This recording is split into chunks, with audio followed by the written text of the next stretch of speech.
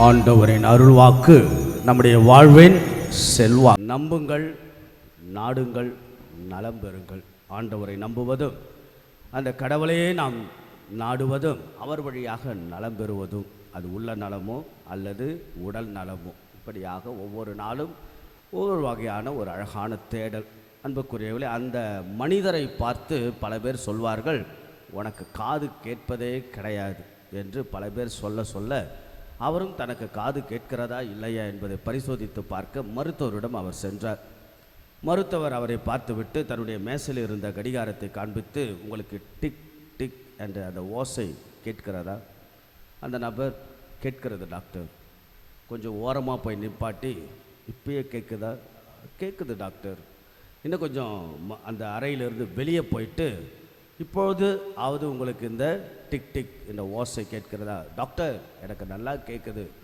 உடனே அந்த நபரை உள்ளே வர சொல்லி, உங்களுக்கு காது நல்லா கேட்குது, அதில் எந்த பிரச்சனையும் இல்லை, ஆனால் நீங்கள் மற்றவங்க சொல்கிறத நீங்கள் கேட்குறதே கிடையாது, அதான் உங்கள் பிரச்சனை என்று அவருக்கு அறிவுரை சொல்லி ஆலோசனை சொல்லி அனுப்பிவிட்டார். அன்புக்குரியவர்களே, இன்றைக்கி கூட நம்ம பல பேருடைய பிரச்சனை இப்படி கூட இருக்கலாம். மற்றவர்கள் சொல்வதை நாம் காது கொடுத்து கேட்பது இல்லை. இன்றைக்கி ஆண்டவர் பார்த்தீங்கன்னா ரொம்ப அழகான இறை வார்த்தை, என் ஆடுகள் என் குரலுக்கு செவிசாய்க்கின்றன. My sheeps are listening the voice. இல்லையா? நாம் ஆடுகள், ஆண்டவருடைய ஆடுகள் என்றால் அல்ல, ஆண்டவருடைய மக்கள் என்றால் அவருடைய குரலுக்கு செவிசாய்க்கின்ற. இன்றைய நாளுடைய நற்செய்திக்கு ஒரு அழகான ஒரு பின்னணி இருக்கிறது. ஏன்னா இந்த பின்னணி தெரிந்தால்தான் நற்செய்தியை நாம் புரிந்து கொள்ள முடியும். ஆக என்னவென்றால், ஆண்டவர் இயேசு ஒரு கோவில் அர்ப்பண விழாவின் பொழுது சாலமோன் மண்டபத்தில் நடந்து கொண்டிருக்கிறார். அது என்ன அர்ப்பண விழா என்று யோவான் நற்செய்தியில் தொடக்கப்பட்ட முதல் வார்த்தையில் வருகிறது. அர்ப்பண விழா நடந்து கொண்டு, அது என்ன அர்ப்பண விழா என்றால், அதாவது கிறிஸ்து பிறப்பதற்கு முன்பாக 150வது ஆண்டில் இருந்த ஒரு சூழலில் யூதர்களை ஆட்சி செய்த அந்தோக்கியா நகர் எபிப்பான் என்ற மன்னன் இருந்தான். அந்த மன்னன் என்ன செய்கிறார் என்றால், பாகால் தெய்வத்தை, வேற்று தெய்வத்தை எடுத்துக்கொண்டு வந்து எருசலேம் ஆலயத்தில் வைத்து எருசலேம் ஆலயத்தை தீட்டுப்படுத்துகிறார்.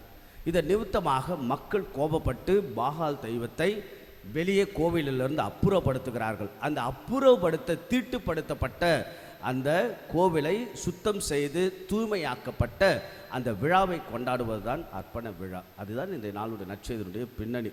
இன்னொன்று ஒளியின் விழா என்றும் சொல்வார்கள். இந்த சூழ்நிலையில் இந்த விழா நடந்து கொண்டிருந்த சமயத்தில் நடந்த ஒரு அழகான ஒரு வாதம் என்று சொல்லலாம், உரையாடல் என்று சொல்லலாம், புரிதல் என்று சொல்லலாம், வாக்குவாதம் என்று சொல்லலாம். இதெல்லாம் இன்றைய நாளுடைய நற்செய்தியில் யூதர்கள் மீண்டும் மீண்டுமாக இயேசுவிடம் கேட்கிறார்கள், நீதான் மெஸ்ஸியாவோ எங்களுக்கு சொல்லும் என்கிறார். நீதான் மெஸ்ஸியாவோ எங்களுக்கு சொல்லுங்க. அப்போ ஆண்டவர் சொல்லுகிறார், நானா மெஸ்ஸியா என்று பலமுறை உங்களுக்கு சொல்லிவிட்டேன், நீங்கள் தான் என்னை நம்பவில்லை. என் சான்றுகள், என் செயல்களே சான்றுகள். தந்தை என்னோடு இருக்கிறார், நான் தந்தையோடு இருக்க, நீங்கள் தான் நம்பவில்லை. அன்புக்குள்ளே இப்படியாக பல யூதர்கள் இயேசுவை நம்பவில்லை. அது நிமித்தமாக தான் சொல்கிறார், நம்பாத நீங்கள் என் மந்தையை சார்ந்தவர்கள் அல்ல. ஏனென்றால் என் மந்தையை சார்ந்தவர்கள், என் ஆடுகள் என் குரலுக்கு செவிசாய்க்கின்றன. நீங்கள் எனக்கு செவிசாய்க்கவில்லை என்றால் நீங்கள் என் மந்தையை சார்ந்தவர்கள் அல்ல. ஆக அன்புக்குரியவர்களே, கடவுளை நாம் நம்புகிறோம் என்றால் அவருடைய மந்தையை சார்ந்தவர்களை நாம் அவருக்கு நாம் செவிசாய்ப்போம். ஆக எவ்வளவு அழகான இறை வார்த்தைகள், இறைவனுடைய குரலுக்கு செவிசாய்க்கின்ற மனிதர்களாக, மக்களாக, கிறிஸ்தவர்களாக.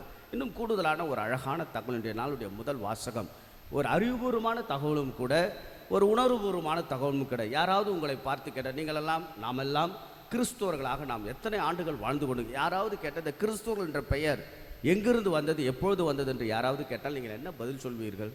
யாரோ ஒருவர் கேட்கிறார், ஒரு இந்து சகோதரர் கேட்கிறார், யாரோ கேட்கிறார், நீங்கள் என்ன பதில் சொல்வீர்கள்? இந்த நாளுடைய முதல் வாசகத்தில் வருகிறது, கிறிஸ்துவர்கள் என்ற பெயர் எங்கே வந்தது? எங்கே வந்ததா?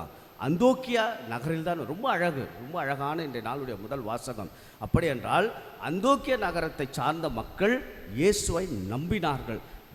முதலில் கிறிஸ்துவர்கள் என்ற பெயர் அந்தோக்கியாவில் தான் வந்தது என்று இந்த நாளுடைய முதல் வாசகம். இயேசுவை நம்பியதாலும் அவரை நம்பி வாழ்வையும் மதிப்பீடுகளின்படி வாழ்ந்ததால் அவர்களுக்கு பெயர் கிறிஸ்துவர்கள் என்று பெயர். நம்முடைய நார்த் இந்தியாவுக்குள்ள, நீங்கள் வட இந்தியாவுக்கு நீங்கள் போனீங்கன்னு வச்சுக்கோங்களேன், ஞானஸ்தானம்லாம் சில இடங்களில் வாங்க மாட்டாங்க. ஆனால் அவங்க they wanted to follow the Christ, இயேசுவை பின்பற்ற விரும்ப. அவங்களுக்கு என்ன பேர் தெரியுங்களா?